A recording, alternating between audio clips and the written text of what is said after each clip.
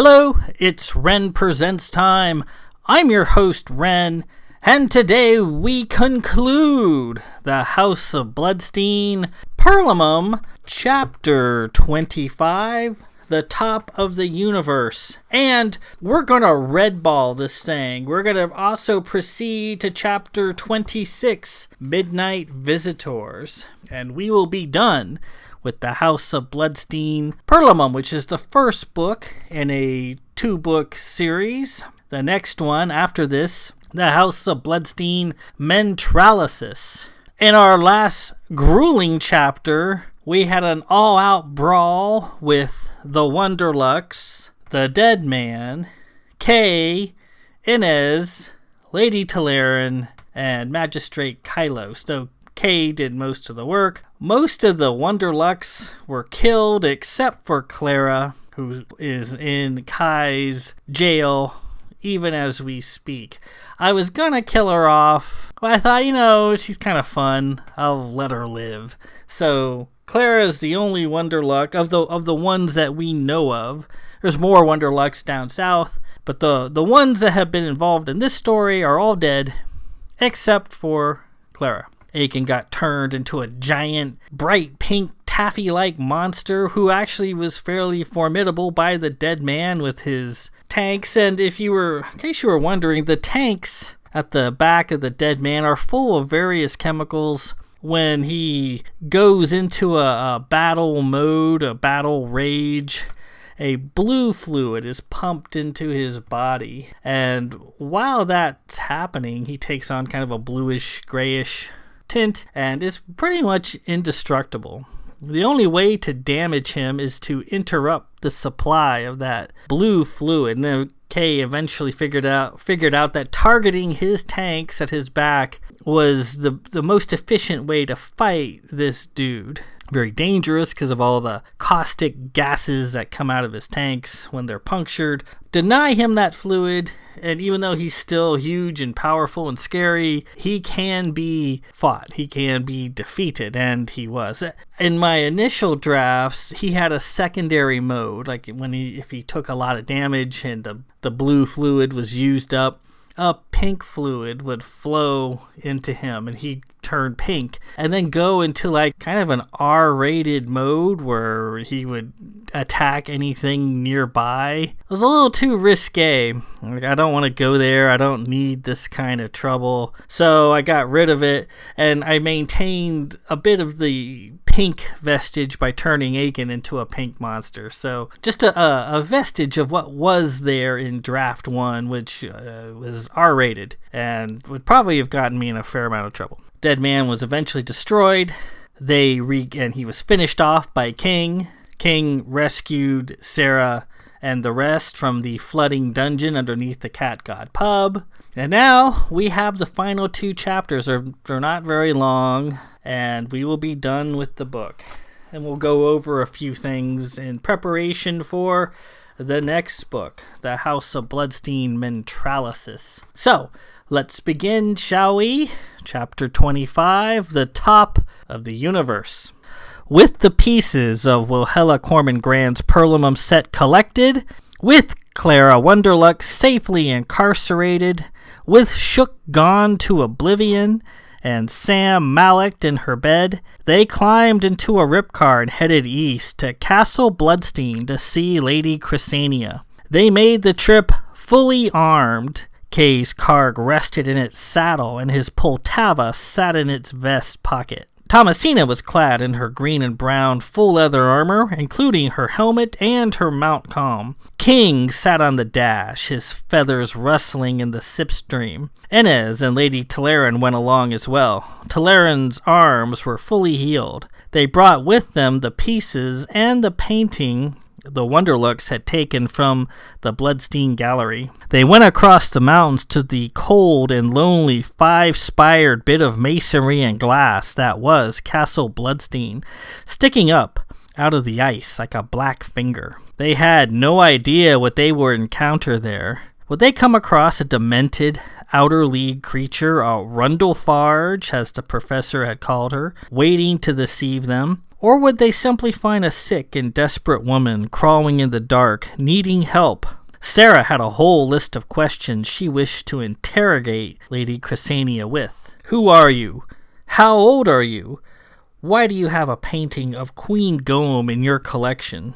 She held an arcane device given to her by the professor called an oculaze. It was a large blue jewel in a lacy silver housing.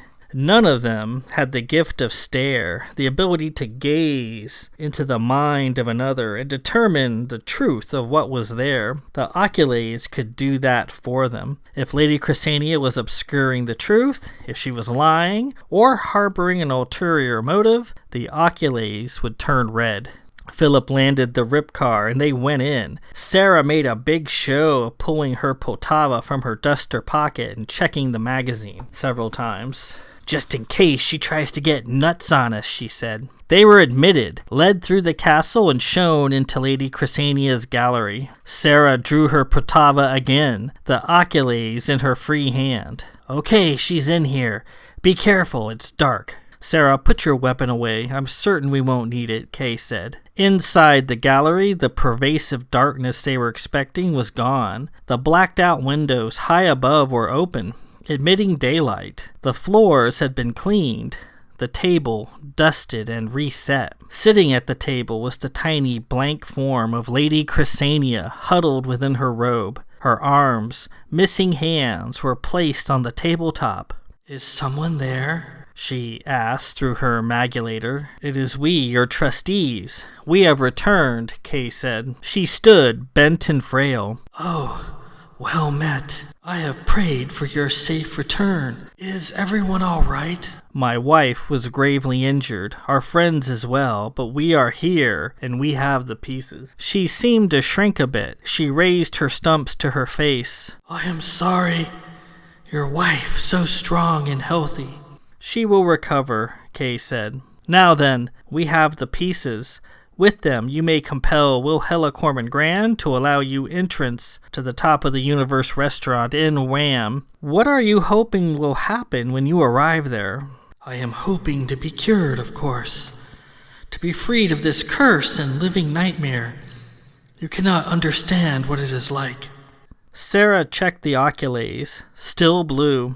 And if she cannot do as you request, Kay asked, then I will ask her to kill me. I cannot continue any longer. Please, if you've the pieces, may I have them? First, we've got some questions, Sarah said, pocketing her Poltava and pulling her pocket terminal from her duster, such as, how old are you? Lady Chrysania seemed confused. How old? How old? Much older than you. Much older than I ought to be. I once had children, but no more. I once had my lords, and they are gone too. I have stood at the grave sites of my children and my husbands. My longevity is a family secret. The oculaze was still blue. Sarah continued, why do you have a portrait of Queen Gome of Trimble in your house collection? Lady Chrysania brought her stumps to her face. Why are you asking me these things? Because we don't trust you, Sarah said. That seemed to wound her. Of course, I don't deserve your trust. The painting was a spoil of war years ago from several rogue houses populating Baz. I had no particular attachment to the painting, and I offered it to the Wunderlucks as an enticement for their help, though I lament that now. Sarah continued, so why? Kay cut her off. Despite it all, he found his heart once again going out to Lady Chrysania. Sarah, enough. He set the box containing the pieces on the table.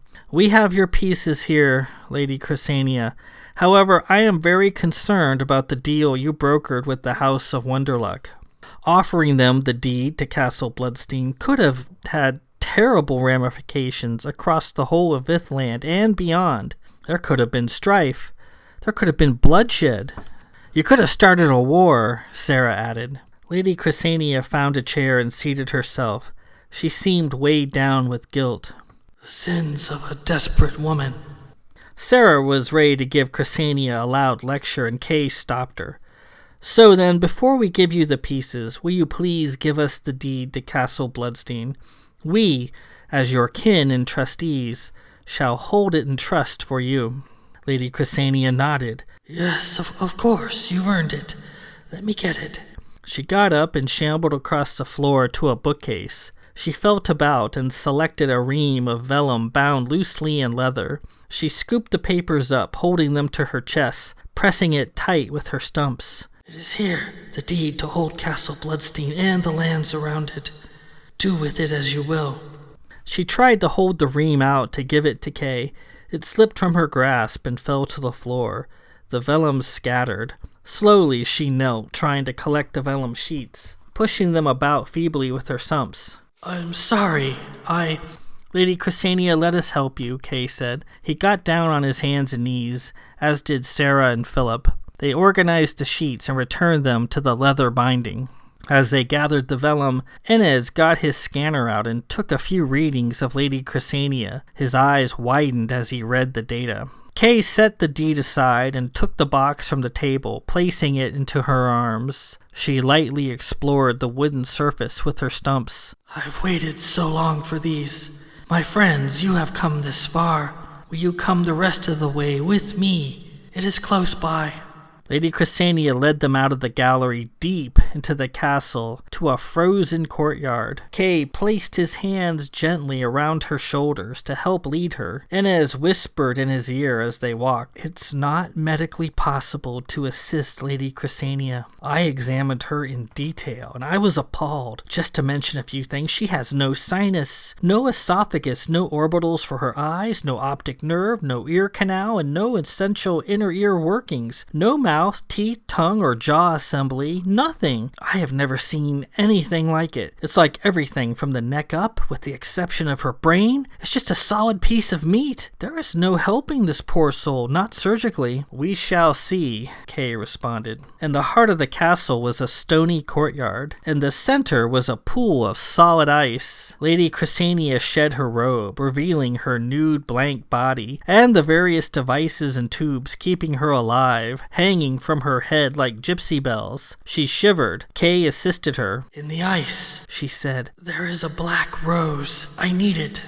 Beneath the frozen surface of the water was a black shape. Kay unsaddled his carg and hacked the object free. It was a black rose, a shadow tech. Lady Chrysania shivered as Kay guided her to the rose. She touched it with her stumps. Soon a rolling fog of black smoke issued from the rose and drifted along the frozen ground, roiling, assuming curling shapes. Wammocks emerged from the smoke. A dozen people wearing black, gauze-like robes seemingly walked out of the smoke, moving with scintillating grace and smelling of brimstone. The black figures were lithe, slender, flawless with obsidian perfection. They danced weightless over the ice. They surrounded Lady Chrysania. Kay stood next to her in a protective fashion. One of the dancers separated herself from the rest. Her arms and legs were black as coal. They watched the figure dance, hands on weapons in case she decided to attack. She carried a small jeweled box in her tiny hands. She gracefully danced up to Kay and held out the box, bidding him to open it. He tried sighting into the box to see what was hidden within, but all he saw was darkness. Karg at the ready, he reached out to open the box. Wait! Sarah cried. Let me do it. You cover me. Kay sighed and stepped back. The figure turned to Sarah and held out the box. Hands shaking with anticipation, she opened it. Inside was a bright red cushion. Sitting on the cushion was a twitching, disembodied mouth, horrid in its deformity. The mouth smiled, revealing a bumpy set of mangled teeth and a throbbing, warty tongue. Well, well, so good to see you beautiful lovelies again, the mouth croaked, moving with rubbery life. It leapt up into the air like a great ugly horsefly and attached itself to the dancer's face with a sickening slap of flesh. Wow, Sarah cried, watching in fascinated horror. Wohela's snide voice came from the mouth. It seems we cannot get enough of each other,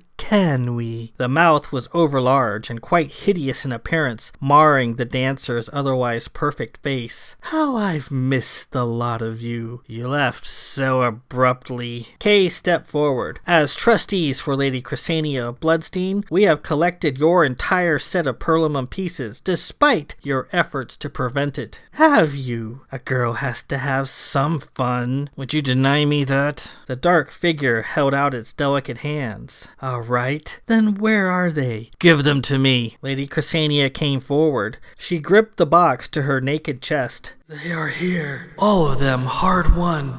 The figure took the box from her grasp and opened the lid. Inside, the fine turquoise pieces were lined up in a row. The mouth, plastered to the dancer's face, rolled its lips. Yes, this seems to be them, I shall admit. Looks like I'll need to redeploy the lot. It is so much fun watching folks ruffle around after them, isn't it? The dancer turned to Kay and pointed at him. Would your knee countess like to carry one? I'd heard she was interested. Thank you. No, Kay said. The dancer flinched. Ah, boo. You're no fun. Are you sure? To deny carrying one of my pieces invites disaster upon your house. Did you know that? I am certain, Kay said. Suit yourself. The pieces have been collected and presented. You are in Lady Chrysania's service, Kay said. Am I? You are, Lady Chrysania said. Per your old rules, your perlamum set has been fetched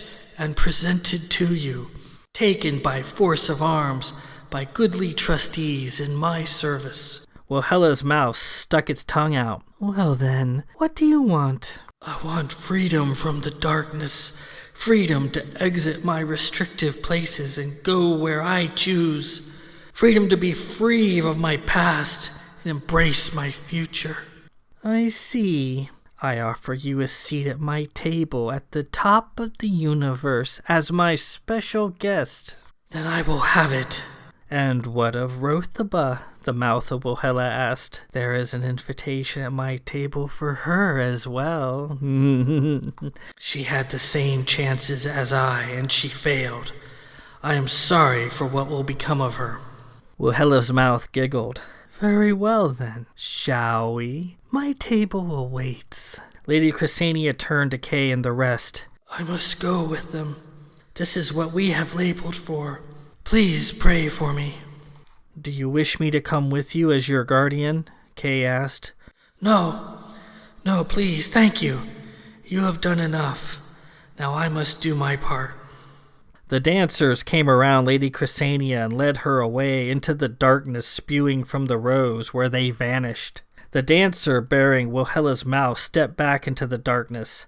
The mouse smiled in a wicked fashion. Such things she will experience. You should have accepted my offer, Lord Blanchford. Now who knows what will happen? The mouse spat out a black rectangular object that looked like a business card. The card crawled across the ice like a maggot, and before Kay could react, crawled up his leg and went into his vest pocket. Here's my card, darling. Should you wish to call on me again, I'm always ready to play. And the dancer was gone. The whammick smoke faded away. Kay tried to pull the card from his pocket, but it was like a fused-on wad of chewed gum. It wasn't budging. Philip was concerned. Did we do the right thing letting her go with Wilhella alone? Kay shared his concern.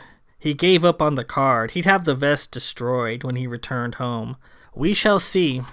They awaited Lady Chrysania's return. It had been 3 days since she departed to the top of the universe. In checking Wilhella's various hollow sites, Lady Chrysania's name appeared on the top of the universe guest list for a brief period of time, but then was taken off the following day. The waiting was troubling. Though he hadn't meant for it to happen, Kay's heart had gone out to Lady Chrysania, and he worried about what was happening to her. She had passed the Oculase test.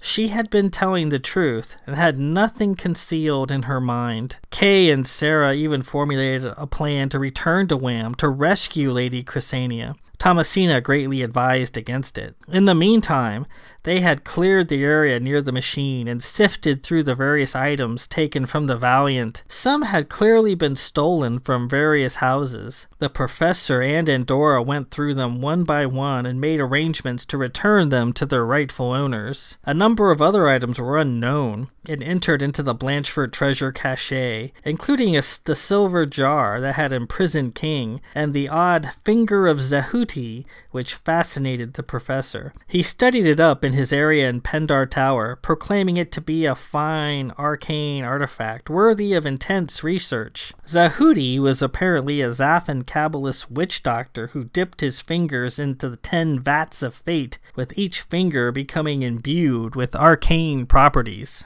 The deed to Castle Bloodstein was placed deep within the Blanchford vaults to be guarded in perpetuity. The mourning wall had been relocated to the Blanchford chapel where Kay and Sam had been wed. It had sustained a bit of damage during the battle with the dead man, and Kay had his finest masons attending to its restoration. As soon as Sam was better, they would return it south to the Astrolons, where it belonged. He waited for Sam's mallet to run its course. Every day she slept seemed like a long one. Kay took his meals at her bedside. He even brought up her favorite dishes and placed them next to her. Inez and Lady Telerin departed back to Min's with much thanks. Though eager to fight Sarah, Inez would not allow it, and the contest did not take place. Sarah was convinced she would have won. They also scanned the grounds looking for Rothaba's Hytath warrior, wondering if it would return. It did not. They attempted to track the movements of Rothaba of George, but like a ghost, she had vanished into the underbelly of Zaphan space and was not heard from. On the 4th day, a message came in. Come to Bloodstein. They mounted up in a ripcar and headed east. They wondered what they would find at Bloodstein. Had Lady Chrysania been healed? Was she still a terrible blank? They hurried there with all speed. To their surprise, the stony ruin of Castle Bloodstein was lit up in white floodlights. The grounds were lit up as well, with lights like a string of blue pearls. As they landed, the previously frozen courtyard was warm and moist. Steam rose. They must have an underground heating apparatus, Philip said. The temperature is currently well above freezing at the moment. The hard ice had melted into ancient landscape pools. Water flowed into cleverly crafted culverts. Long, dormant plants were in bloom.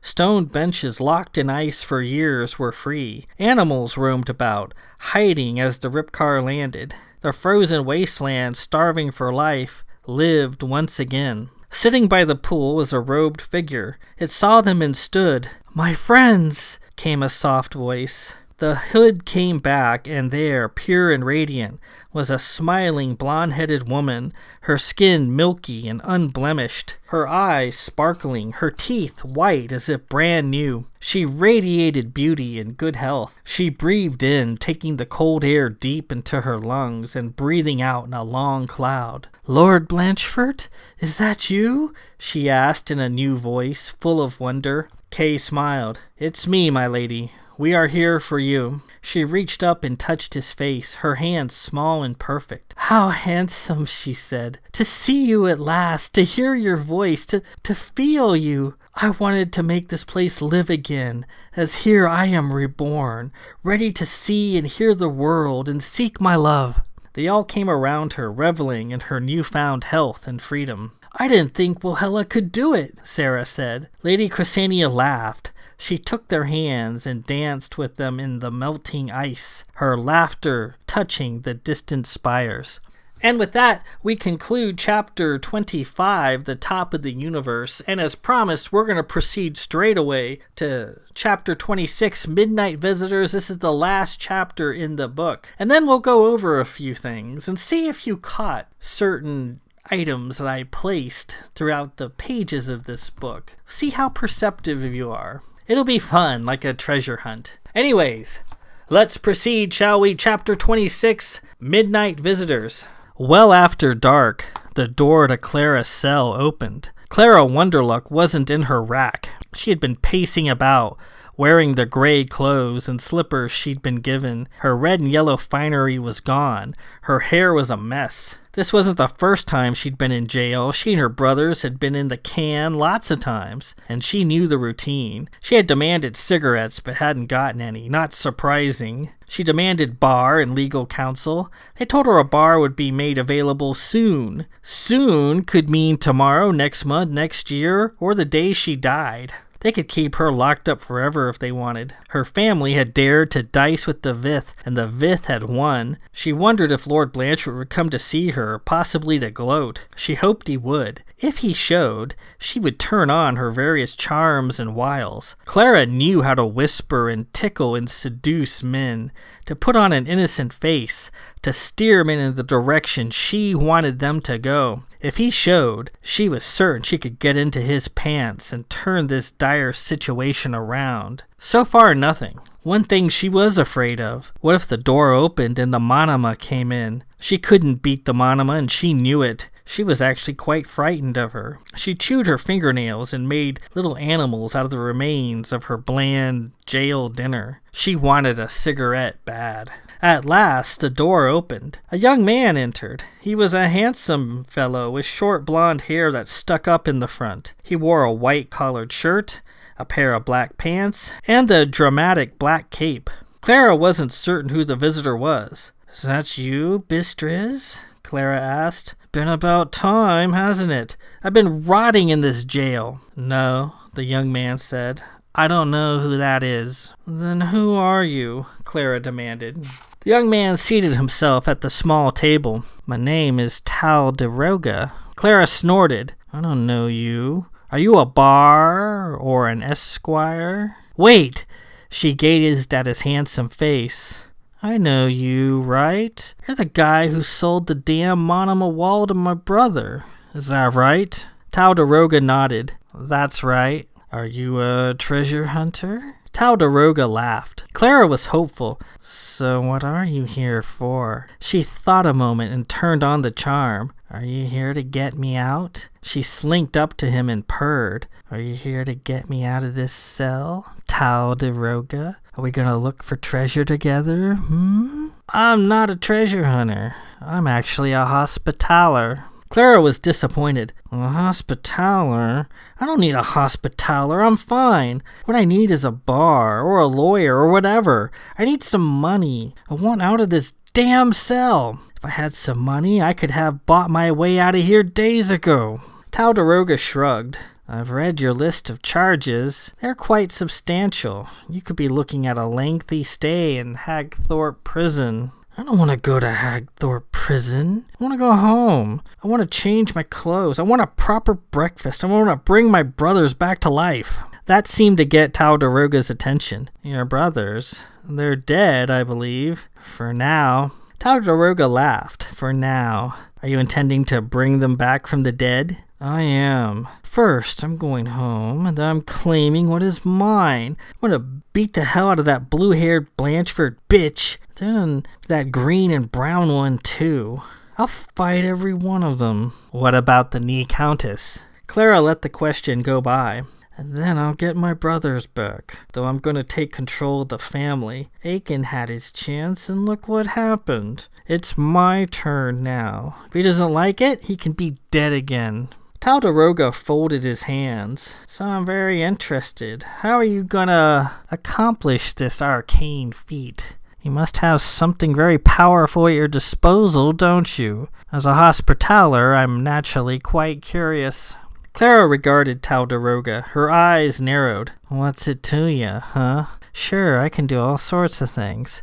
I had the Blanchfords shaking in their boots all by myself." She flopped down an empty chair and scooted closer to Talderoga's. "You got a cigarette?" Talderoga reached into his cloak. He pulled out a case of fine cigarettes and gave one to Clara. He lit it for her, and she pulled on it, sighing in relief. She savored the smoke and ran her hand across her silvery brown hair. "So what's it to you?"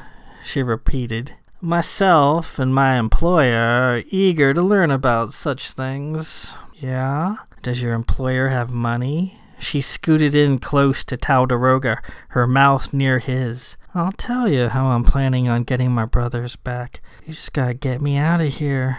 You can do that, right?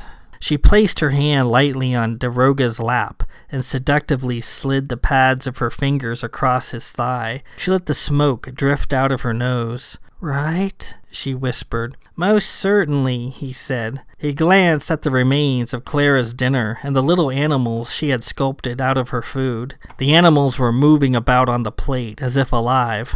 My employer's here even now, he said. The door to the cell creaked open. A great wall of darkness slid into the cell and piled up to the ceiling. Something emerged, something with wings and claws and ancient red eyes that pierced the dark. Clara saw the creature and dropped her cigarette. She backed into a corner. What the hell is that?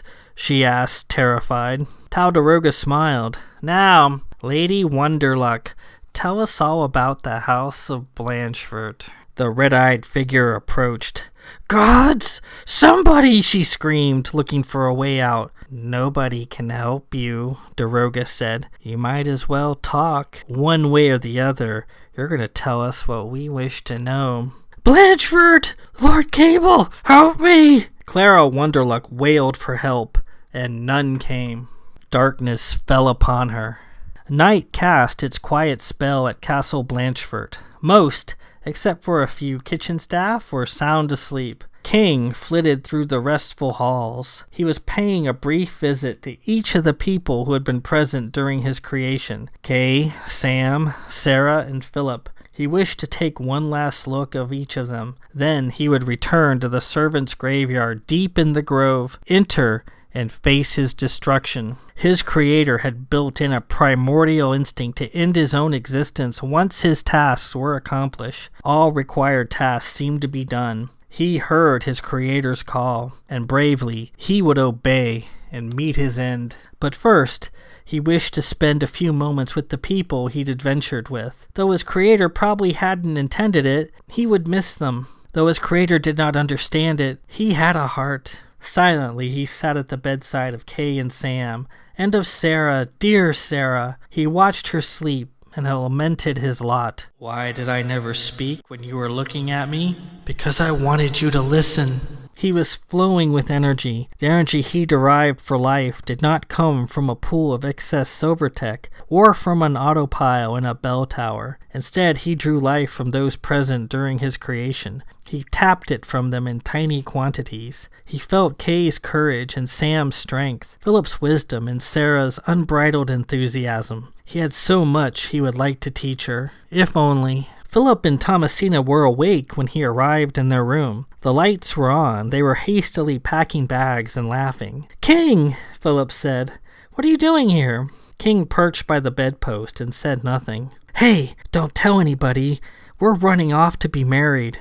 I don't want to live without Rose any further. She dislikes big Vith weddings, and I can't say I blame her. So we're just going to be off and do it quietly. When we return, Rose will be Lady Thomasina of Blanchford. King watched them pack an assortment of light clothing best suited for warm climates. He assumed they were going someplace tropical like Fazo on Anaris. When they were ready, King accompanied them as they stole out of the castle, giggling, armed with their bags, and mounted up in the goshawk. Both Philip and Thomasina gave King a parting pat on the crest. We'll be back in a few days. Be well, great bird, Thomasina said. King settled on a branch and watched the sleek goshawk rumble into life and lift away into the night. He sighed and headed into the interior of the grove, to the waiting graveyard and the end of his life. Deep in the tangle of beech trees, he arrived at the graveyard, a perfect, orderly rectangle of trimmed grass and iron fencing plucked in the wild, leafy heart of the grove. In his silver sight, he could see twisting fountains of spectral light dancing across the graves, and hear the slight whispers of the departed. All we had to do was fly into the graveyard, and he would be done. Disincorporated, gone to oblivion, just a memory, like all the kings before him had become. That is what his creator wanted of him. He wondered if his voice would be added to the other voices floating about the graveyard. King took flight, ready to enter. Noise from behind distracted him. Puzzled, he spun around and gazed into the dark. Trees and branches so calm. Darkness and night wash. A whisper of wind. King's eyes widened. He fluttered higher. He became aware of unnatural movement and of danger. "Alert!" he cried. And with that, we conclude the House of Bloodstein Perlumum, first in the Duology of the House of Bloodstein books. Again, this was written, I don't know, it's probably in 2012, 2013, somewhere around there. And it was published in 2016. Again, I hated this book. When I first wrote it, it was a NaNoWriMo project. It was totally different. I mean, the first part with the setup of this Perlumum tournament is the same, but I realized a very simple truth. And that simple truth completely altered the outcome of this book, and it made it long enough for 2 books. I had to split into 2. There has been something going on behind the scenes. There's been a lot of foreshadowing. Did you catch any of it? There's been quite a bit. I'll give you a couple of hints. The most obvious thing was this Daroga guy. Remember? He was the suitor that came to see Sarah in the Firth house back chapter 6. And Lady Poe made Sarah go in there, and it was this hospitaller named Daroga, and she saw him for a couple of hours, and he left. If I had stuck that in there for no particular reason, that would have been a pretty bad piece of writing. It's like, what's this doing in here? There really shouldn't be anything in the book that doesn't somehow forward the plot or serve a useful purpose to the story. If you just include something like that, that's just like an author's whimsy, and it's a bad piece of writing. It's just sort of, it's like a unnecessary pit stop. It slows everything down. It has no purpose. But having him there serves a purpose, as we see him there at the end in Clara's jail with some creepy winged clawed creature with red eyes. And we'll see how, if Clara Wunderluck pulls through this dire situation. His presence at the house is no accident, and he has a very specific purpose. There's been lots of other things. The mention of the Rundle Farge, the indication that Lady Chrysania might be incredibly old. That has things to do with it. And also the picture hanging in the Bloodstein's vaults, that also had something to do with the actual purpose for the various doings that happen in this book. Nothing said, nothing stated, but there's been lots of hints, and I hope you were able to pick up on some of them. As we see that this is a completed tale, and it has kind of sort of a bit of a cliffhanger, as King, on his way to destroy himself, became aware of something happening in the grove that stopped him from going in the graveyard. Next book, the second book, The House of Bloodstein Mentralysis. And we find out what was really happening behind the scenes, what this was all about. As I said, as I wrote this was a very different story, and then a very simple truth became very clear to me, and that's what changed the rest of the story. It gave me the interest to actually finish it. The next book, Mentralysis, is one of my favorites. I like all the books I've written. Obviously, I wouldn't have published them. Mentralysis is special. I poured every bit of imagination that I had into that book. I left it hanging out. There's nothing left to chance. I put it in that book. We're going to see more dead men. We're going to see more magical creations. That Hytath that Kay encountered, or saw sort of in the shadows during the battle with the dead man. We're going to see more of that creature. We find out the truth behind Lady Chrysania and Rothiba of George, and see who actually is the good guy here and who is actually the bad guy. And it might not be exactly what you're thinking. We'll see. So I'm probably going to take a week or 2 off, and then we'll begin the readings of the House of Bloodstein, the second book, Mentralysis. So I hope you've enjoyed that. Hope you enjoyed listening to it as much as I did writing it. It's always kind of bittersweet getting to the end of a book, but we got more, and there will be more readings to come. In the meantime, I hope everyone is staying healthy, staying safe, practice your social distancing. This will soon pass. In any event, broadcasting live from Fortress Bloodstein in Central Ohio, this is Ren Presents. I'm your host, Ren. Peace out.